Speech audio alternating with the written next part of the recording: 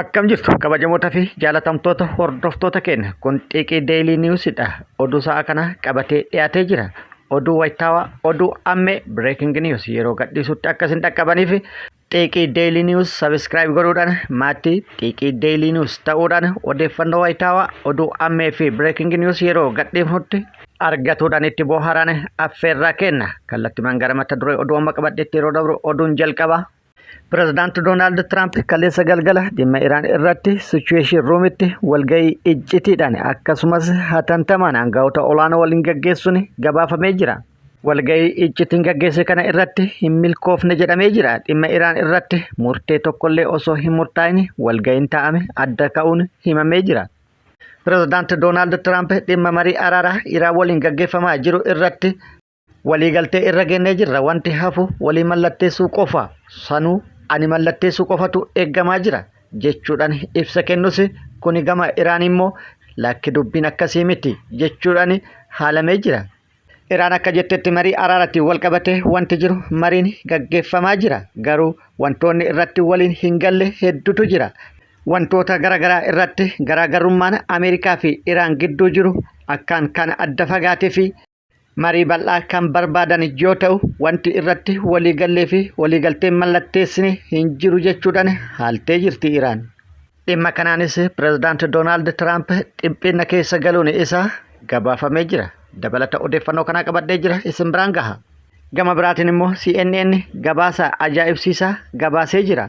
Marii araaraa Ameerikaa fi Iraan gidduutti gaggeeffamaa jiruun wal qabsiisee odeeffannoo gabaaseen Pirezidaanti Doonaald Tiraamp dhiphina keessa jiraachuu ibsee jira. Dabalata odeeffannoo kanallee qabadhee jira, isin biraan gaha.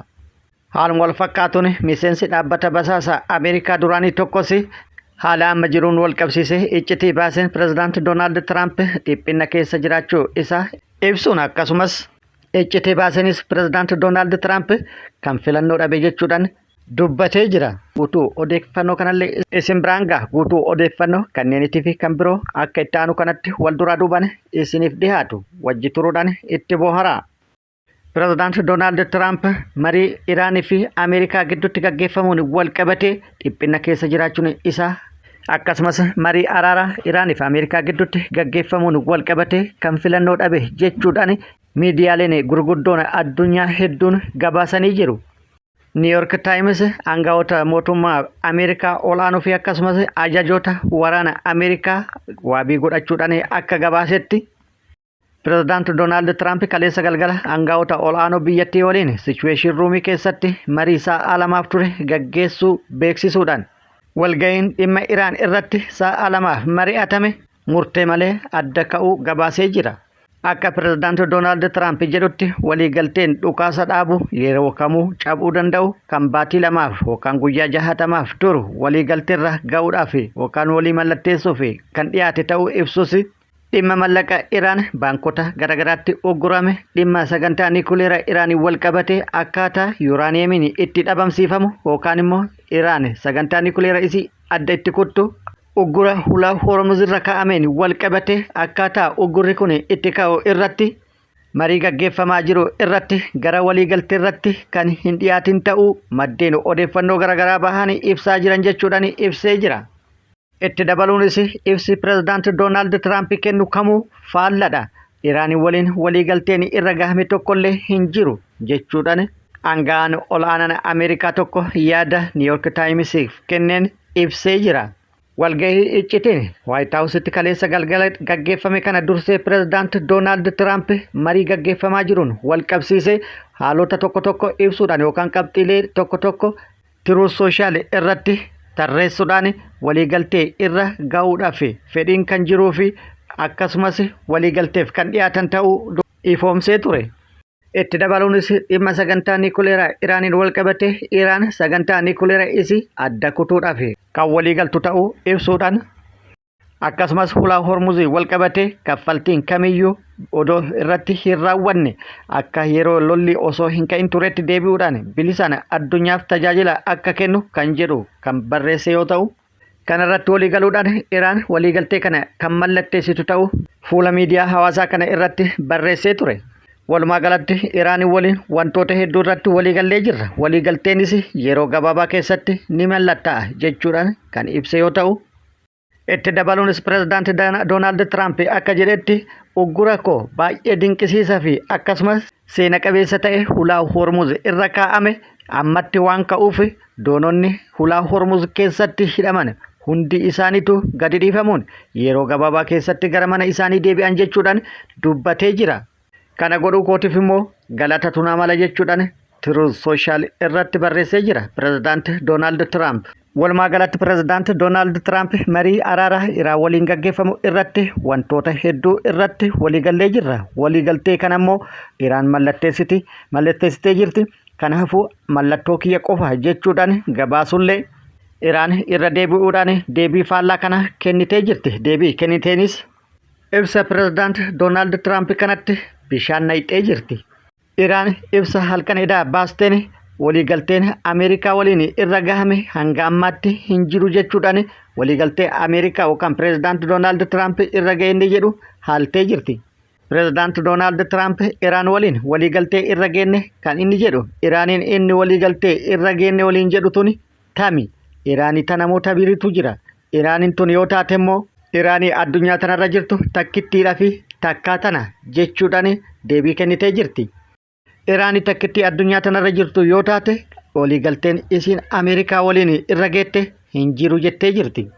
Itti dabaluunis Iraan ibsa kenniteen inumaayyuu waliigalteen ni mallatta'a jedhamee yaadamuyyuu hin jiru. Sababni isaas fedhiin kennaa fi ilaalchi kenna garaagarummaa guddaa waan qabuuf gabaabumatti fedhii kenna gidduu garaagarummaan guddaan waan jiruuf jechuudhaan Iraan ibsitee jirti.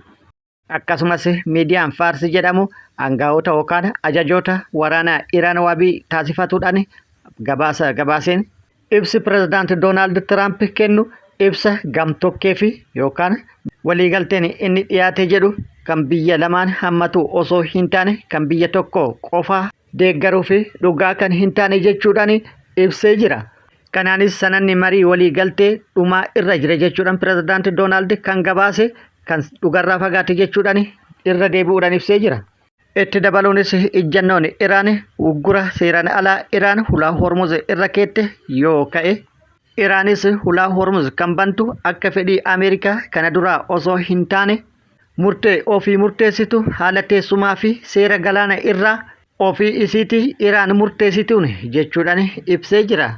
Seerri haaraan kun kana hammatu immoo dooniidhaan galaana irra darban irratti to'annaa fi akkasumas sakattaa taasisuu nageenya biyyattiitiin wal qabate murtaa'u murteessuu kan of keessatti qabatu jechuudhaan ibsee jira Faars. Kanaanis wal qabsiisuun Iraan haalduree guutamuu qaban jette ibsitee jirti. Haalduree guutamuu qaban jette keessaa tokko mallaqni Iraan doolaarri biiliyoona 12 baankota biyyoota lixaatti qabame akka gadi dhiifamu haalduree tokko malee jechuudha. Hunda dura mallaqni kun Iraaniif gadi yoo gadi hin dhiifamne taate mariin gaggeeffamu tokkollee hin jiru jedhu aangaa'ota olaanoo Iraan tokko waabeffachuudhaan. Kun immoo ejjannoon Ameerikaan mallaqa kana irratti qabduun faallaa waliiti. Ameerikaan akka jettu waliigaltee nikuleeraa erga mallattaa'ee booda Iraaniif mallaqni kun kan gallakkifamu jechuudhaan kan ibsan yoo ta'u, Iraan immoo kun tasuma hin ta'u jechuudhaan dura dhaabbattee jirti. Ejjannoon Iraan kun immoo pirezidaanti Doonaald Tiraamp rakkoo hamaa keessa kan isa galchuuf akkasumas pirezidaanti Doonaald Tiraamp filannoo biraa kan hin qabne ta'uu kan isa taasisu jechuudhaan aangaa'onni Ameerikaa tokko dubbatullee gabaafamee jira. Kanaanis pirezidaanti Doonaald Tiraamp waan ganama dubbate galgala itti deebi'uu dadhabuun Iraan immoo kun soba jechuudhaan yeroo hundaa ittiin as ba'uun pirezidaanti Doonaald Tiraamp filannoo biraa kan hin qabne ta'uu waan mirkaneessu jechuudhaan Iraanonni dubbatanii jiru.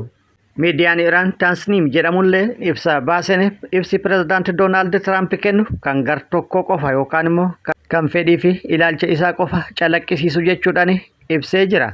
Miidiyaan Al-Arabii jedhamus akka gabaasetti marii gaggeeffamaa jiru wal qabate garaagarummaan guddaan biyyoota lamaan gidduutti kan jiru ta'uu ibsuudhaan garaagarummaa kanarraa kan ka'e waliigalteen mallattaa'u akka pirezidaanti Doonaald Tiraamp jedhu kan dhiyootti ta'uu miti jechuudhaan gabaasee jira.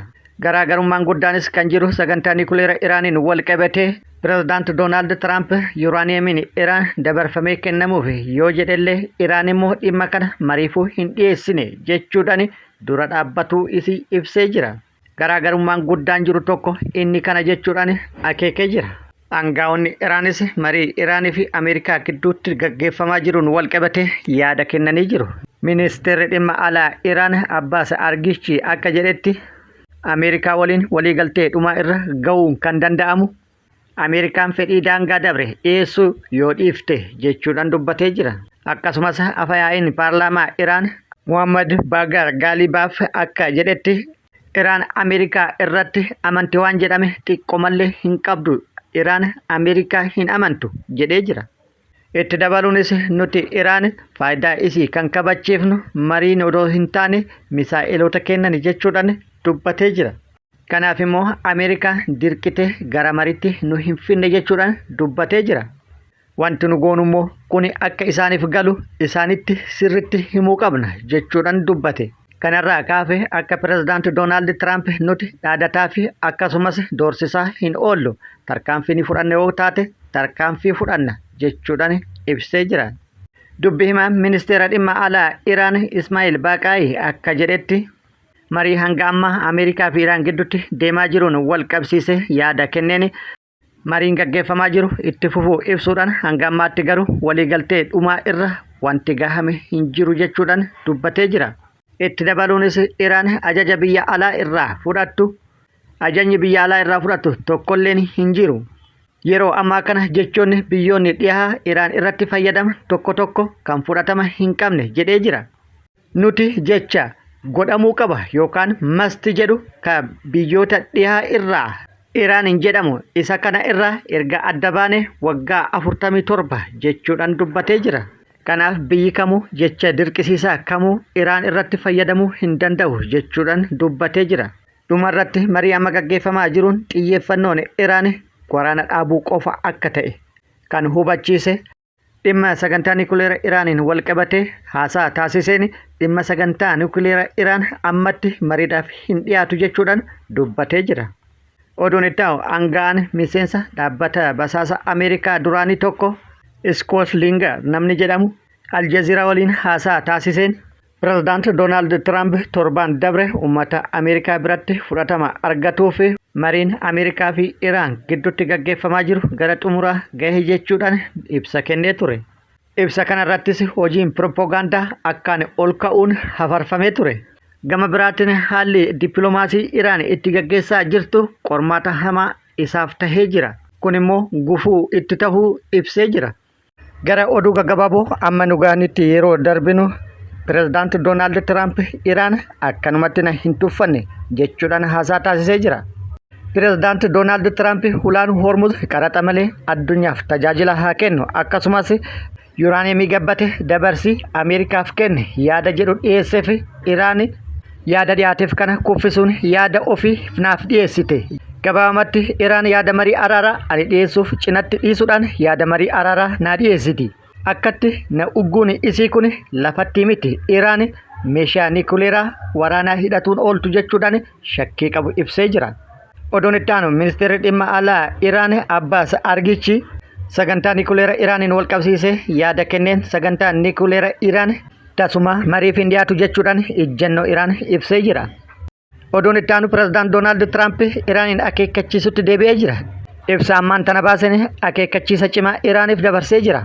Akeekkachiisa dabarseenis Iraan hulaa Hormuz yoo hin banne yookaan osoo hin banin yookaan itti fuftu taate Ameerikaan tarkaanfii waraanaa cimaa fudhatti jedhee jira.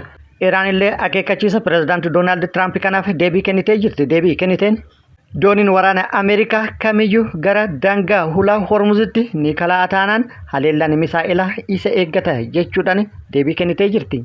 Oduu gama biraatiin haleellaa walirratti raawwatamus waan itti fufe fakkaata. Maddeen odeeffannoo tokko Iraan Yuunaayitid Arab Emireet keessatti haleellaa buufata waraana Ameerikaa irratti raawwatuun gabaafamaa jira. Kanumaan kan wal fakkaatu Israa'elis tarkaanfiin tokko fudhatamuu beeksiftee jirti. Tarkaanfiin fudhatame jettees Iraan jeettota waraana Ameerikaa 2 haleeltee kuffisuu ibsitee jirti. Kanumaan wal qabate Huutiin Yemanis diroonii Ameerikaa akkaan qaalii taate takka haleelee kuffisuu miidiyaaleen garaagaraa gabaasanii jiru. Walumaa galatti baha giddu galeessatti muddamsuun hamaan itti fufee jira. Waaqayyoon nagaa haa buusu. Kabajamoota fi jaalatamtoota hordoftoota keenya oduun ammaaf qabanne kan hanga ammaa kana.